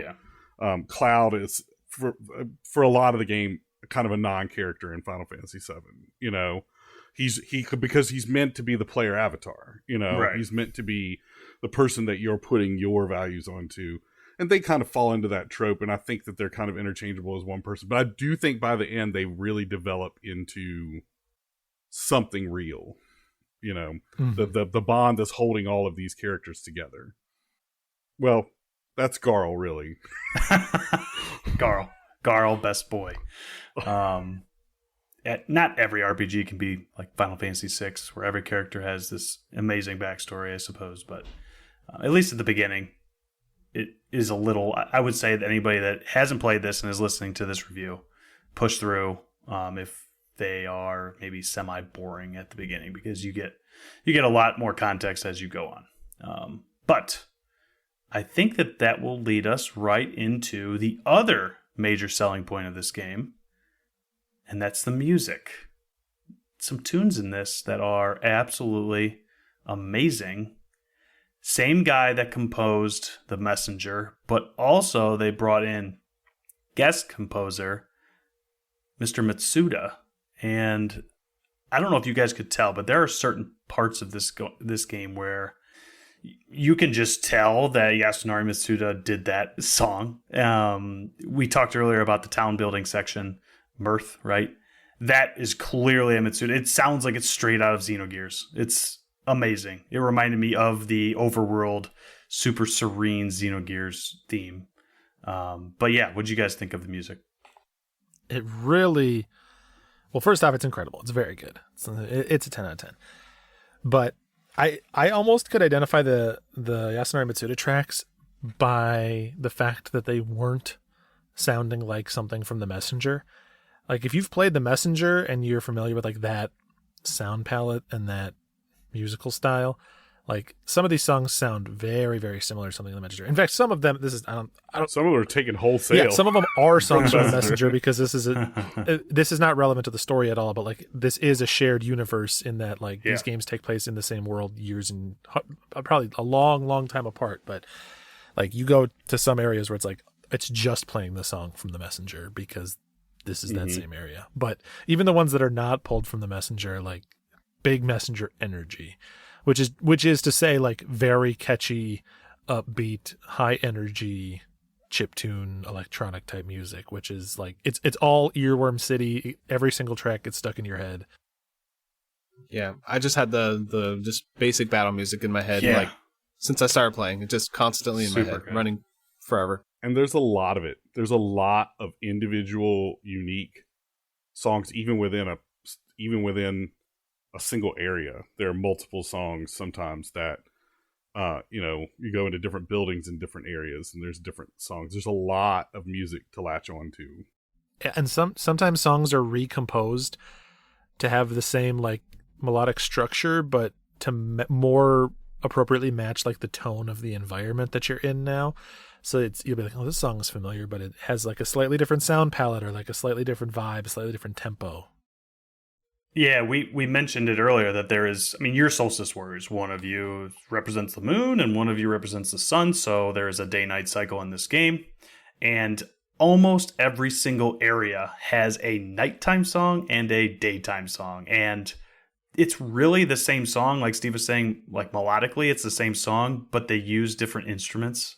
And it's usually more like calming and serene at night and more upbeat during the day. And I thought that was the coolest thing. Sometimes I would just try to find a way to change to night if I enjoyed the song better there at nighttime, or switch to day if I enjoyed it more during the day, right? I mean, just amazing stuff. And when you can nail the Eclipse, it kind of fills that out and kind of combines both the moon and the sun versions of the song together into like one big orchestral kind of sound. Yes. Super unique, super cool. You guys mentioned about going into different areas and having it change, but it would also, like if you went into a building, the music would be muffled like you were inside. And that, just the attention to detail with that stuff is crazy. Yeah, if you go onto the Sea of Stars website, I think it's like just like seaofstars.com/audio, something like that. They have like all the different sounds that they did. There's like a whole like Foley department obviously for this game, but like every single item in the world has its own unique sound. So like you walk over a certain type of leaves, it's going to have that type of leaves sound when you walk over it. Stuff like that. Different type of grasses, different type of rocks. They like went all out with that. Just this is all the little details. It feels like they put so much love into everything, including that. So well, and anytime you want, you find these musical sheets or whatever. Yeah. And anytime you want, when you go to a tavern, you have a traveling band that travels with you. Yeah. And you can just hit the shoulder buttons and change the track that's playing in the bar. Like the band will just play a different song, and you can just I don't remember how many there are, but there's a whole bunch you can just scroll through and change the whole tone of what's in the bar, and it changes the things that the people on the stage say, and it's really neat. Yes, they spared no expense for this game. It's clearly worth $35. I think we would all agree. And when you're going to charge $35 for an indie game, it better be good. It better be fleshed out. And I think that it very much was. They really put their money where their mouth was. And there's detail pouring out of every part of this game. So unless you guys have anything else you want to mention, I think that will take us to our group verdict, which we haven't discussed. there's a chance that we could actually have a little bit of a disagreement here, but I am interested to hear what everybody thinks about this. I mean, if it was me, I would easy main quest it. It seems like big main quest energy. Like it goes down buttery smooth. Every part of it is like exquisitely crafted. It's like, for the type of game it is, it's like highest production values possible across all areas.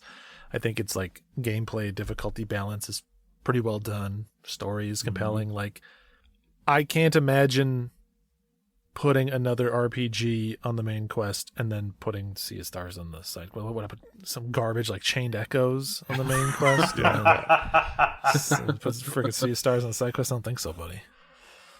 I mean, Chained Echoes. For me, I would put it on the main quest. And even if you aren't the biggest fan of the combat or any of the gameplay sections, the art and the music are practically worth main quests on their own. They are that good. So I would say that I actually expected to be very, very, like, I'm just going to be honest. I thought I would be bored with the combat, but I actually found it very compelling. And then the art, music, like everything, we just dumped a whole hour's worth of love on you guys about this game. I think it's going to be a main quest. I mean, I think it's undoubtedly that, even going into this and knowing the hype around this game, that if it wasn't a main quest, I think that would have been a disappointment, right, at this point. Yeah, but I do want to know what Burger thinks, because Burger has opinions, and I've heard some of his opinions early on when we were talking in the Discord. So, Mr. Burgerchamp, where would you put it on the quest log?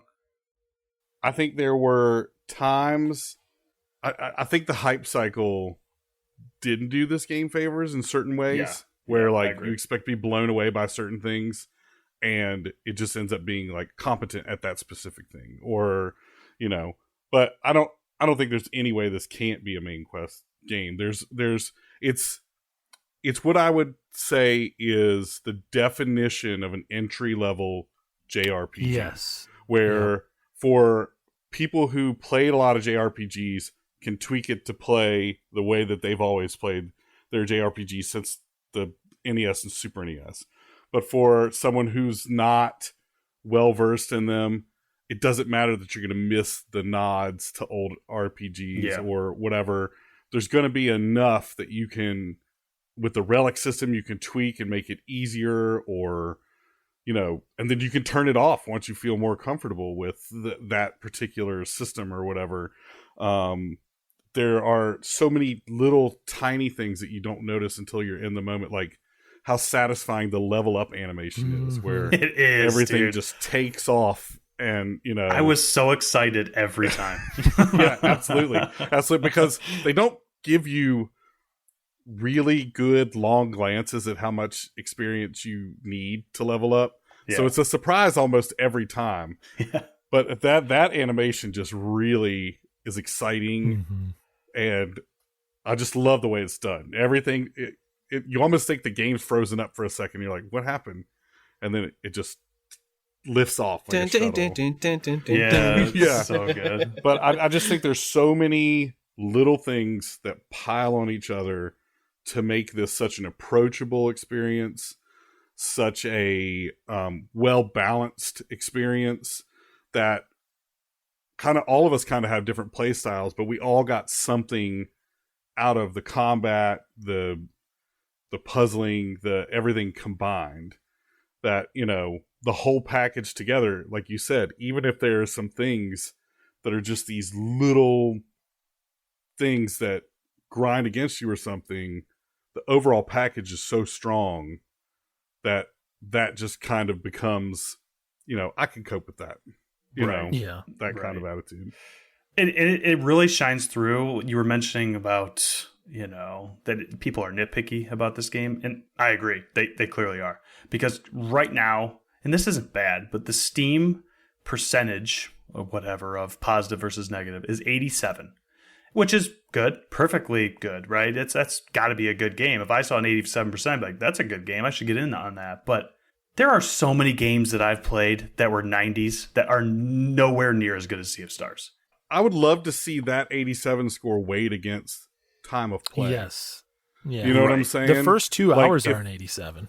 If you took out everybody that played less than 5 hours, that number shoots up 10%. You know, like it goes way up for anybody that played it more than 5 hours. Yeah, there's a definite point in that game where it's like, okay, this is the game before this and this is the game after this. You guys would know if you play it, but I would say give it that 4 or 5 hours. I think that, yeah, it's gonna. To me, I was play the first couple. I was like, yeah, this is okay, and then after that portion comes in, I'm like, hell yeah, this is good. You know, so and everyone knows that the top of that bell curve starts with wheels. Yeah, that's basically what it's. You know, what rolls you down a hill. What rolls you down a hill is that wheel. Yes, you know, it's just so true. All right. Any other comments before we get into our spoiler section here? One last question for the group before we go to spoilers. Yep. Can I get a temperature check? How do we feel about the name, the Fleshmancer? I kind of love it. Oh, I only like it because it makes me feel disgust when I hear it. Like I'm like, oh, yeah, I think that's the come on point. now. Yeah, It's it is strange to 80s have a hokey. game. Yeah, it is strange to have a name like that in a game that looks like this. Like I could see something like, you know, in Diablo. Diablo or Blasphemous or something, right? Like something that's gritty and dark, but it's like, oh, the Fleshmancer, and you're looking at these bright green trees and pretty blue water. It's just weird. It's a weird contrast. I love the name, but I will say I don't think it suits this game because there's only 2 directions you can go with Fleshmancer. Either gritty, grimdark, serious, or super tongue-in-cheek, like, this. We're going to make it the dumbest name because of that. Right. I don't think this game is tongue-in-cheek enough, and it's definitely not grimdark. Yeah. Yes. Pretty much 99% not grimdark. Yes. That's not a good nickname. Can you imagine being in the Polykill Discord with the nickname the Fleshmancer? They'd chew you up and spit you out. It'd be over for you. It's basically Dylan. Dylan is the bone peddler. That's true. All right. We can go with spoilers. Thanks, guys. Who's working on the mod to make the Fleshmancer the bone peddler now? That's the question. Yeah, Where's exactly. that Steam mod? All right. Well, we're heading to spoilers. So everybody that hasn't played the game, you're about to get spoiled. Do you want to do a little bit of plugs? I guess we it's can plug it. IndieQuest Pod on Twitter. And go to the Patreon to get into the Polykill Discord. That was a comment we got from somebody. He was mentioning that we talk about the Discord, but we don't tell you how to access it very often. So it's over there on the Patreon. So go check that out. Best place on the internet. So I guess, Steve, where can they find you on the internet? Twitch and Twitter /X is Blink. Seth, where can they find you on the good old internet? You can find me at Captain Drachma on Twitter /X. And like Josh said, the Pod Media Discord, best place on the internet. Burger, where can they find you? Mostly that Discord, the Polymedia Discord. Well, there are a bunch of Discords, but that's the main one that you can find me on. And actually, polymedia.com. I have some writings and things on there. Yeah, shout it out. If you need a book rec. Yeah. Burger is the book guy. And I think it's worth the $3 to get into the Discord just to be able to hang out with Burger. He'll talk to you about anything. Anything. Burger will be there. Whatever you got. Yep. Also, you can name any game ever made, and he'll be like, I'll sell that game to you if you want. I'm pretty sure I saw that in my couch cushions the other day. It's under my bed right now. Yeah. All right, so spoilers. If you guys have not played Sea of Stars, do not listen past this little musical interlude.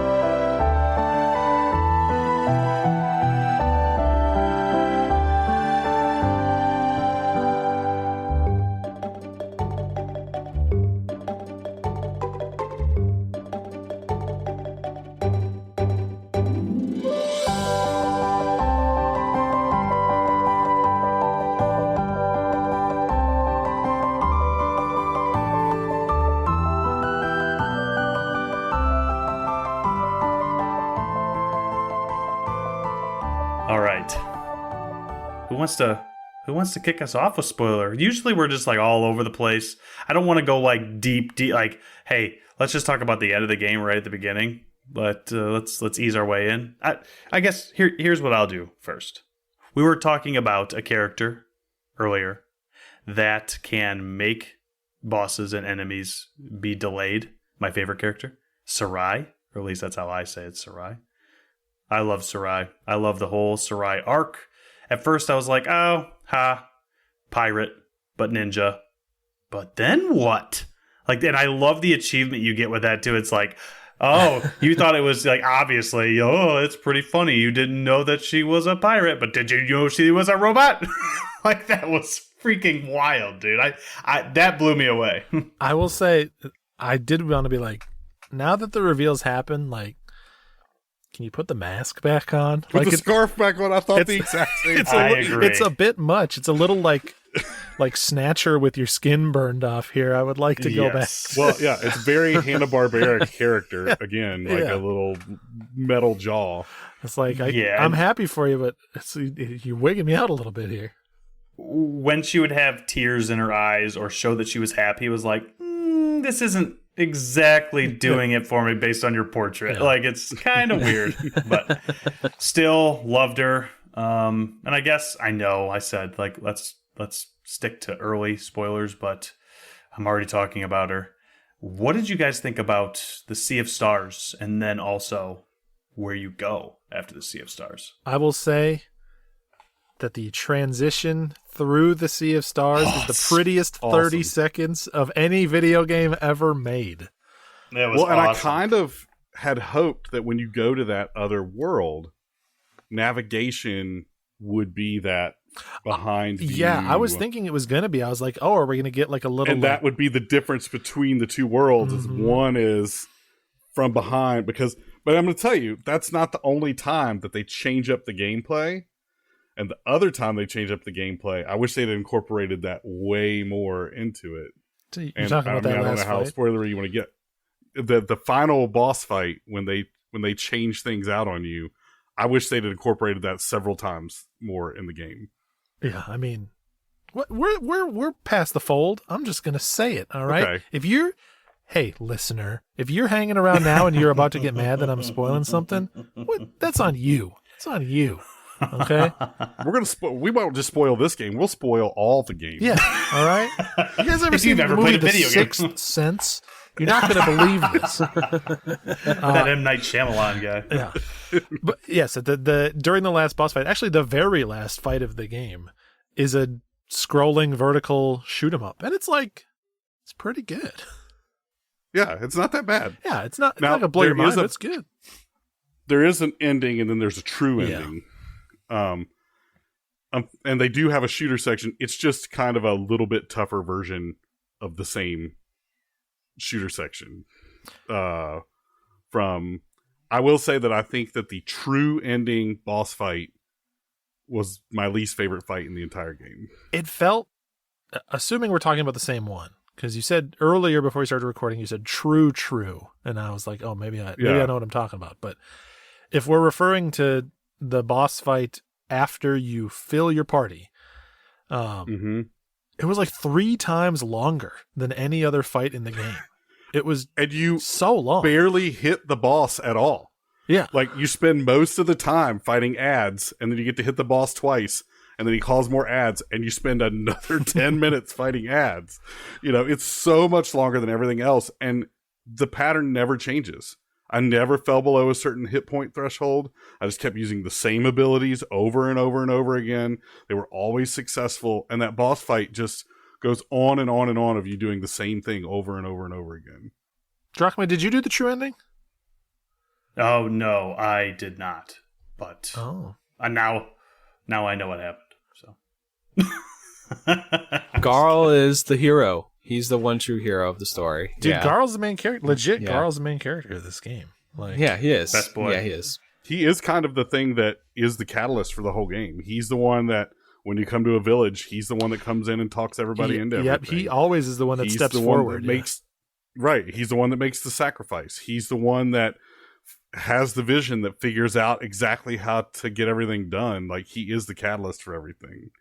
And Yeah, I mean, he makes everybody a better person just being around them. That's I want to be best friends with Garl. So if you don't care about being spoiled on the true ending, go ahead. You get a pocket where you can go back in time, and you go to the moment where Garl is killed, and Kool-Aid Man takes the place. I call him Kool-Aid Man too. Takes the place of Garl. He turns himself into Garl, takes his place. You bring Garl back to the present.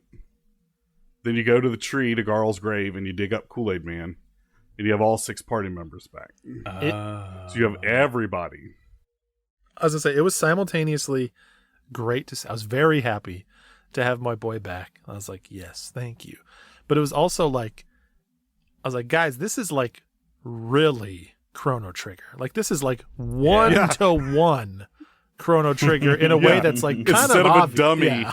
we put a party member in there that can't die, and that's it. It's like, I was like, this might be the one time in the game where, like, for a moment, I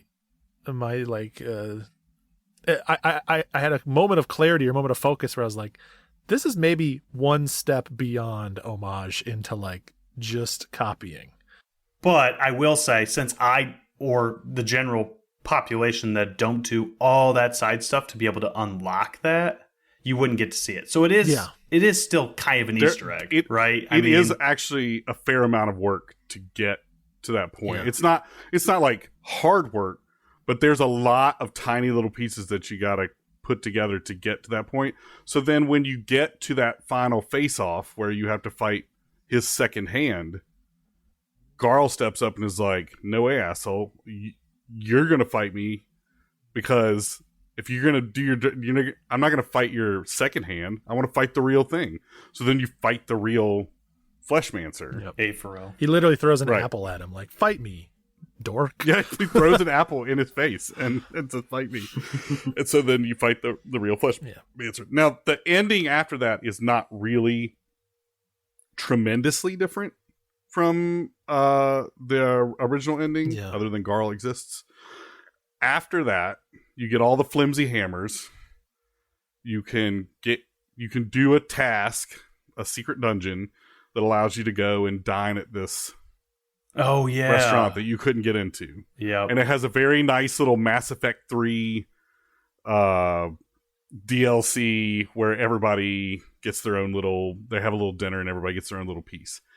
After the dinner, if you go back to your town and you go to the tomb, which is one of the coolest Kickstarter things ever. That tomb is all the Kickstarters. Yeah, I you know. go room It's to room wild. and look at all. There's a certain grave that you can use your little wind push on that will open a staircase, and you go down that staircase, and there's a wardrobe in this hallway, and you open the wardrobe, and the shopkeeper from the Messenger comes out. Oh, fun.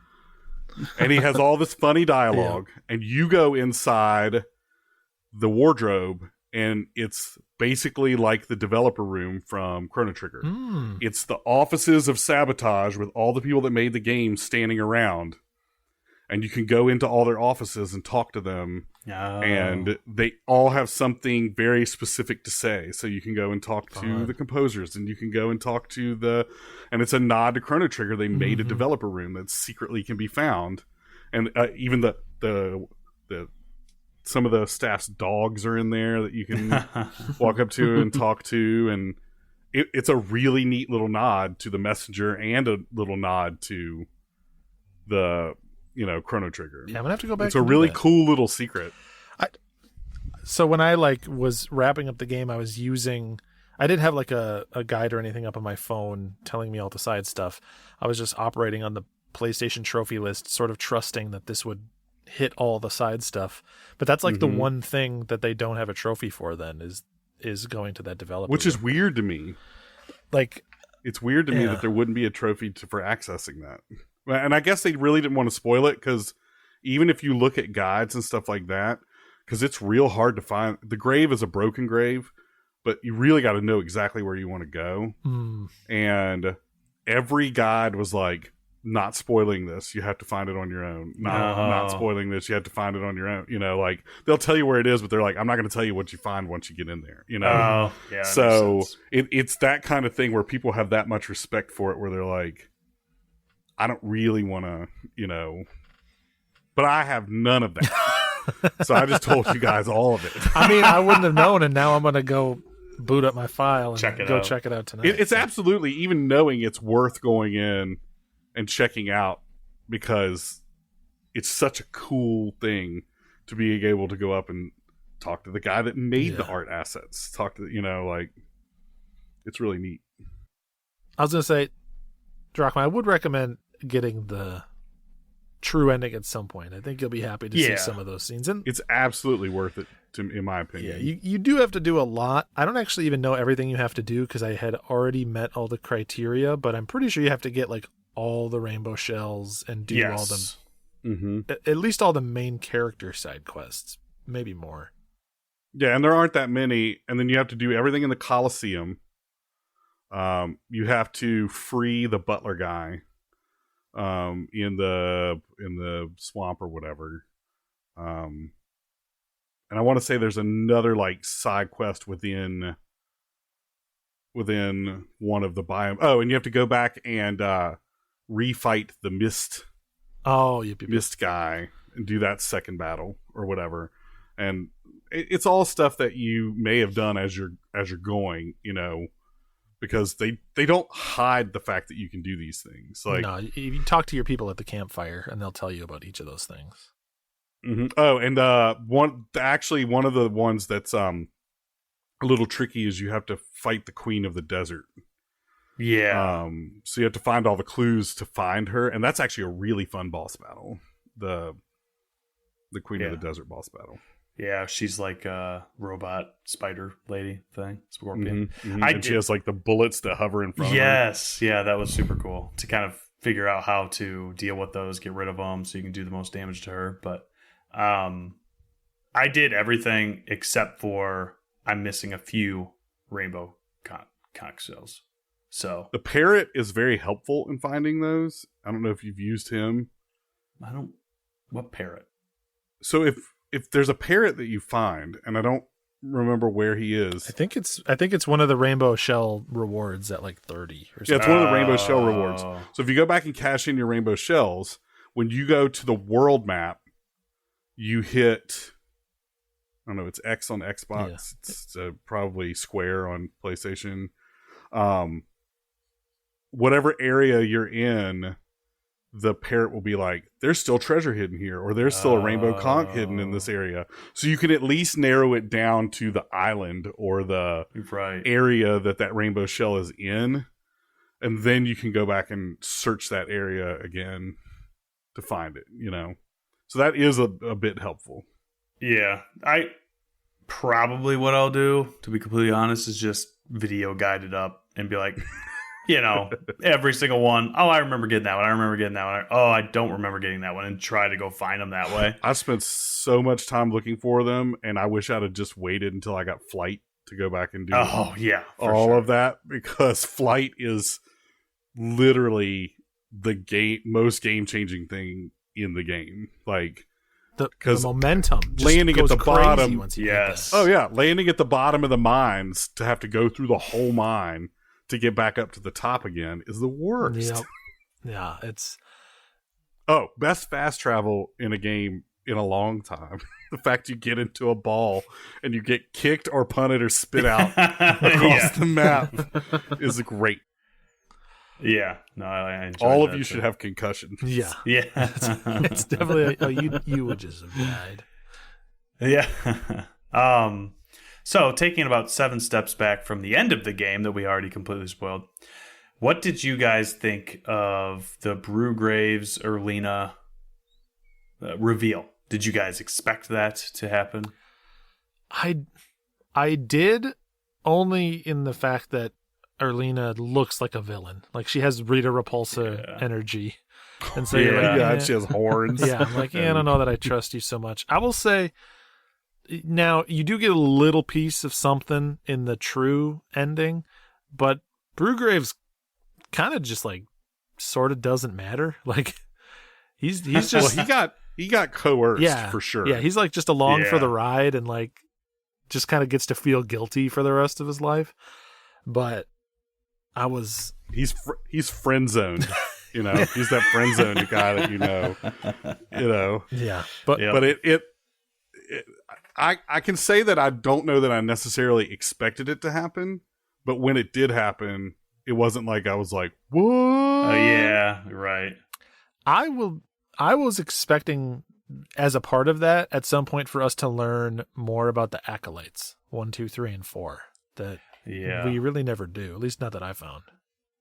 Well, and I'd love to. We learn more about because they have those flashbacks where they show, like, the one that was supposed to be the one to end it all, whatever her name, and her sister's the witch or whatever. Mm-hmm. Yeah, Ramaya. That has the reverse name.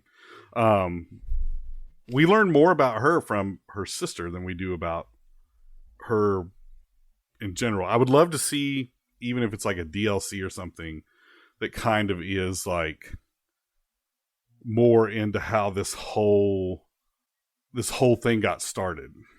And you do get the broad strokes of it, but like how did, and you do get, in the true ending, you do get some aspect of where it went from. Well, actually, in the main game, you get some aspect of where it went from being like a preventative measure to like their whole lives become training. There's a point where that changes, and I'd like to see that fleshed out a little more, like the history of the Solstice warriors or whatever. I'd also like a little more explanation of like the guy in the robes. I can't remember his name. Rashawn. Yeah. He's totally the dude that delivers you as babies. So that's never addressed. Yeah, other than when you use the ultimate and you're like, oh, that's good to know. Yeah. Yeah. And he just keeps turning into an eagle and no one mentions it. Yeah, that was a cool reveal though, whenever he's like talking to the fourth wall breaking the whole time, and then you knock on the door and he's there. Yeah. That's well, and awesome. the story between him and the Fleshmancer, and how I assume they're brothers or best friends or whatever, that would be great to have, like, just fleshed out a little bit. Do like a little DLC where you play as the two of them. Oh, that'd be great. I would traveling through universes or whatever, kind of doing. It doesn't even have to be an RPG. Like, they've already shown that they're willing to go into 3D platform. Let's do it. Yeah. Or make it a racing game. Make it like an F-Zero style. Yeah, why not? Racing game. That's funny. But it doesn't have to be an RPG or anything. Just like some cool little, maybe a little more involved in like something like Radical Dreamers, but like something that fleshes out that story and shows like how their bond strengthened and how it fell apart, and how certain aspects of it still exist within these rules that they have for each other, and that get accidentally broken that are the catalyst for the whole return or whatever. Just to see those things kind of fleshed out. They did leave a lot open for that kind of thing, because I don't know that there's much to do with a DLC that's like, this is what happened afterwards. Just these two kids flying around the universe. Yeah. Popping down for soup once a year. Yeah, seriously. In regards to Rushan, I liked that we learned how he got his great eagle form. I thought that was very interesting, and then he instantly felt guilt for it, and then took off and just gave us a puppet of himself for the rest of the game. I thought his reveal was really cool. Oh, it was amazing. How he's the one telling the story for the first however long, and then you walk into that chamber, and he gets out of the chair, and it's the guy that's been telling you the story the whole time. As a party member, I've never seen another game have a party member like that. Like the idea of a character that is like almost like an architect that resides over everything, that just like is like just infinitely better than all of you, but has opted not to get involved, and so he just sort of like adjusts himself down and travels along. Very unique. Actually, Steve, this maybe you'll be like, oh yeah, that. But I thought of a game that we played this year, Grandia.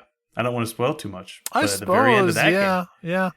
I did not expect that. I don't. Well, usually when they have that kind of trope, what makes it tropey is you have a god in your party that lost their memory or lost their way, and they don't know that they're a god. Yeah, and then it's revealed to them, and then there's this moment where they ascend and show their true power. But they kind of play it backwards in this one, where he's all powerful and he downgrades himself, and then he turns into a puppet that's not even him anymore. Which was kind of abrupt at that point. Like, he sort of like learns new information. He's like, I gotta go, and just walks off screen and hands you a puppet, and it's like, oh, and then you just have that puppet for a long time.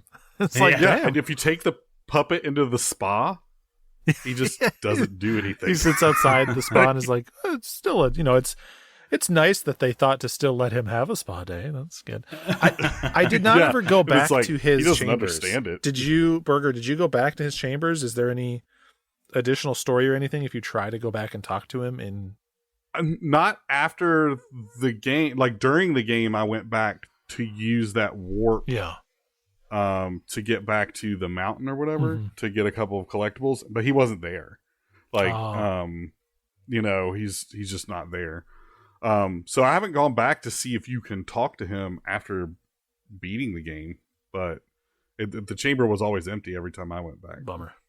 I think the last character that we haven't mentioned yet is a character that I did not anticipate liking, but I actually really, really enjoyed. And as Burger mentioned earlier, and I said, I literally on my sheet, I have Kool-Aid Man Beast. But I really, for as little time as we actually get Beast, I love that character. And maybe my favorite part about that character are the animations. Yes. Yeah. While walking. Yeah. Oh, just or the when coolest.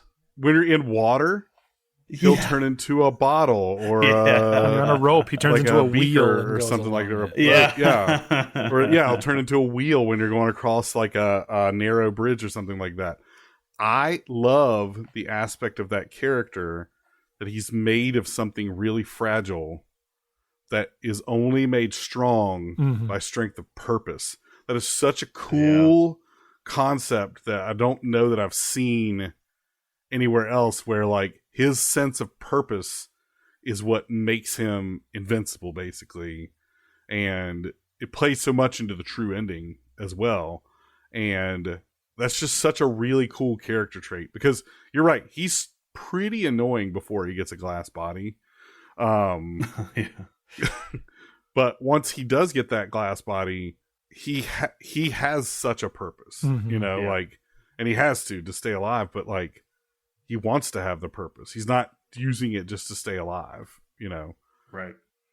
They did a lot of cool things with that. With Garl, like the borrowed time is such a cool concept. Like, Yeah. if you have one specific purpose, you can borrow this time until you accomplish that task.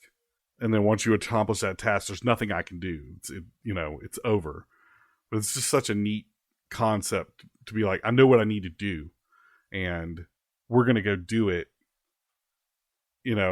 because I have this borrowed time, but we all know it's how it's going to end. I respect them for sticking to that too, because it would have been really easy or really tempting to like write a way out of that after those deeds were done, but they were like, no, man, these are the rules that you've agreed to. You're gone. And like,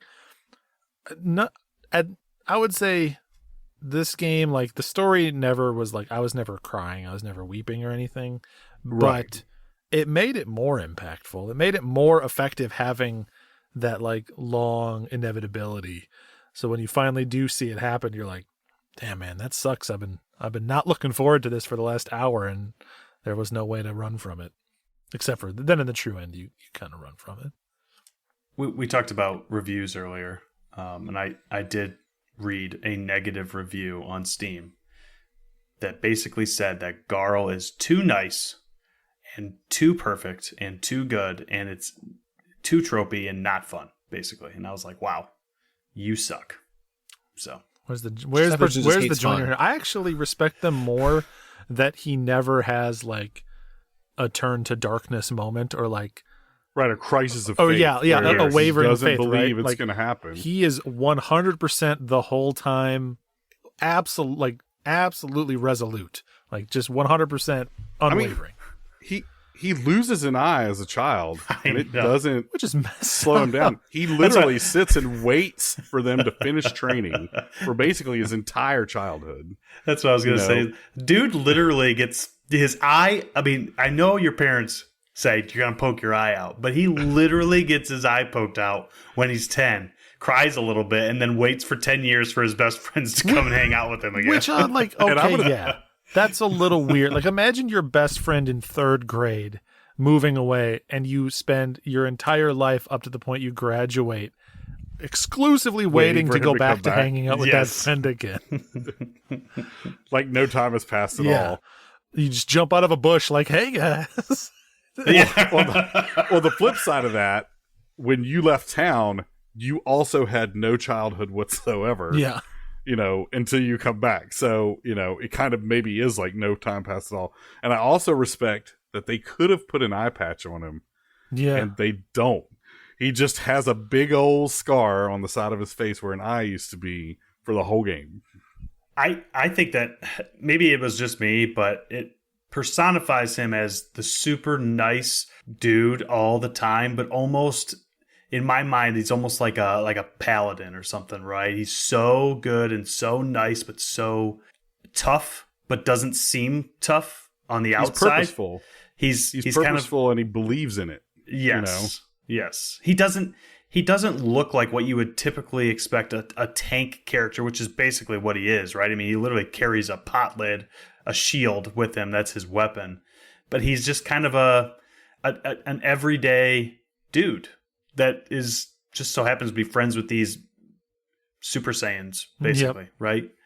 But he's still able to keep pace with them. I mean, he's literally like this world's Krillin or something, right? Like just because of how he just tries so hard to be as good as them that he does just enough to be able to keep going throughout the story. But then So, I yeah. get him back in the true ending, and I'm like, oh man, I sold all your really good shit. Sorry, bro. I needed some cash. I do respect them for never like one-upping his role. Like he just is the one character that doesn't have like a strong elemental affiliation. It would have been really easy in a game with a main sun and moon protagonist that's called Sea of Stars to give him some sort of star-themed awakening. Yeah. But they're like, nah, he literally is just a guy who beats people with a pot lid, but he's super upbeat about it. Well, and they constantly stress throughout the game, like, you're not chosen. You're not part of this. Yeah. You need to take the sideline. And he constantly is saying to them, I know when to take the sideline. Yeah. Yeah, he's like, And he does a I'll couple back times off in when the I game. need to. And yeah, there are a couple times where he's like, I should back off right now. See you guys. Yeah, I know when I'm out of my Yep. depth. I can't cook my way out of this one. All right. Anyone else have any spoilers that they would like to talk about? I come to the end of my sheet. I guess I can mention Teeks. I thought Teeks was super fun. Fun I character. enjoyed every time, especially like the animations of Teeks.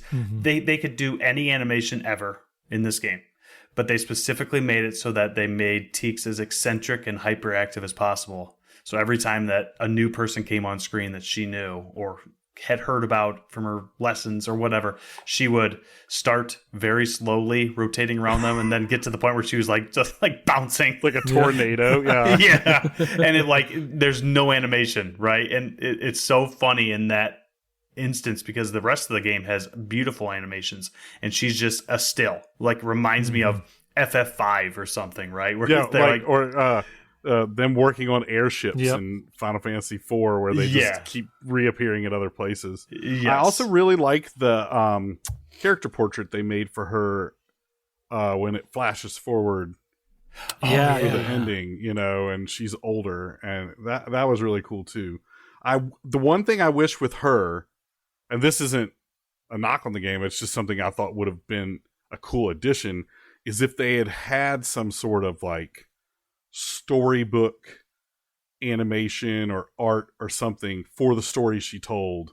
Oh, That would have been took the objects to her, and they weren't just walls of text. Like you got some sort of like painting or storybook drawing or something with it. Yeah. That wasn't just her telling you a big wall of text.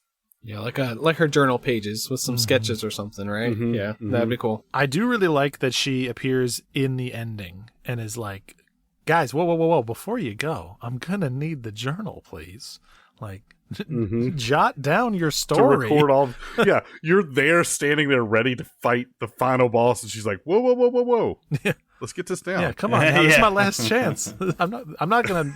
If I miss this, then I can't get 100% completion. Well, and I also like that there were times where the journal became integral, where you needed to pull Yeah. information from the journal, you know, and she had it all documented. It was really that was a neat little touch too. I mean, it was tied to an achievement, so I wanted to read all the journal entries, and we're super spoiler right now, so it doesn't really matter. The suggestion is going to fall upon deaf ears of people who have already done this, but it is very useful to read all of those entries. Because I know in a lot of games, they'll throw that stuff in there and it's just extra lore. But man, everything you read in there really fleshes out what's going on in the world. It was very worthwhile to hear about those stories. So Well, and some of the secrets that you need to get the true ending, yeah. are literally tied to that, you know, those stories.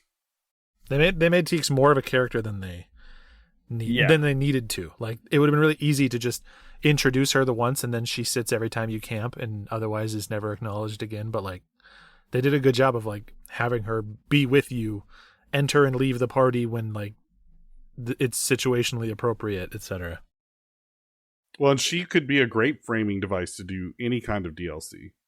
You know, Right. you could delve into any of those stories and make it a neat little, like, 5-hour micro RPG, you know, or something like that, where you're just telling a contained story or two, where you're just playing through like a little micro RPG game that's just this one quest. Yep. You know, I could really see that being something neat to flesh that kind of stuff out. All right, the only two notes I have that are small that I'm just going to get out of the way. The only two remaining ones. One, I like that the UI slightly changes when you go to Sarai's world.